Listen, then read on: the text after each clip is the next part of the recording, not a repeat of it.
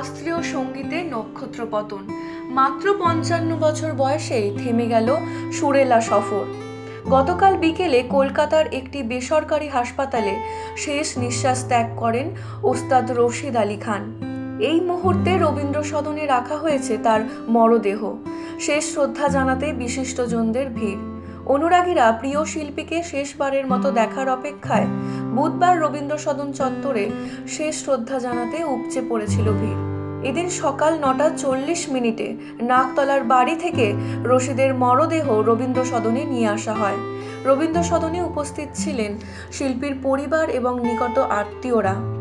মুখ্যমন্ত্রী মমতা বন্দ্যোপাধ্যায় ছাড়াও উপস্থিত ছিলেন মেয়র ফিরহাদ হাকিম, মন্ত্রী অরূপ বিশ্বাস, ইন্দ্রনীল সেন, দেবাশিস কুমার। বেলা 1টা নাগাদ শিল্পীকে রাষ্ট্রীয় মর্যাদার শেষ শ্রদ্ধা জানানো হলো। প্রয়াত শিল্পীকে শেষ শ্রদ্ধা জানাতে সঙ্গীত জগৎ থেকে উপস্থিত ছিলেন হৈমন্তী শুক্লা, উষা উত্থুপ, তেজেন্দ্র নারায়ণ মজুমদার, পণ্ডিত দেবজ্যোতি বসু, সমর সাহা প্রমুখ।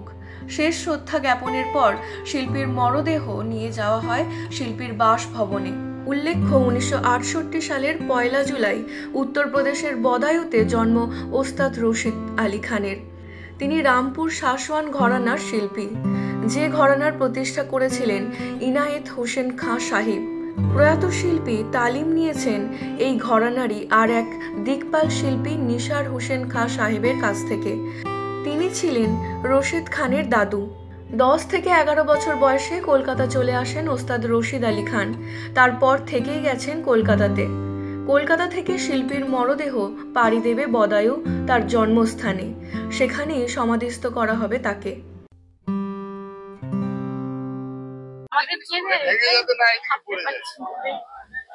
আর এত মিষ্টি স্বভাবের ছেলে ছিল, কখনো ভাবছি না আমি ওস্তাদ রশিদ খান সেভাবে আমাদের সঙ্গে কোনোদিন বেশি। আর সব থেকে যেটা ভালো লাগতো, কি বাংলা ভালোবাসতো গো।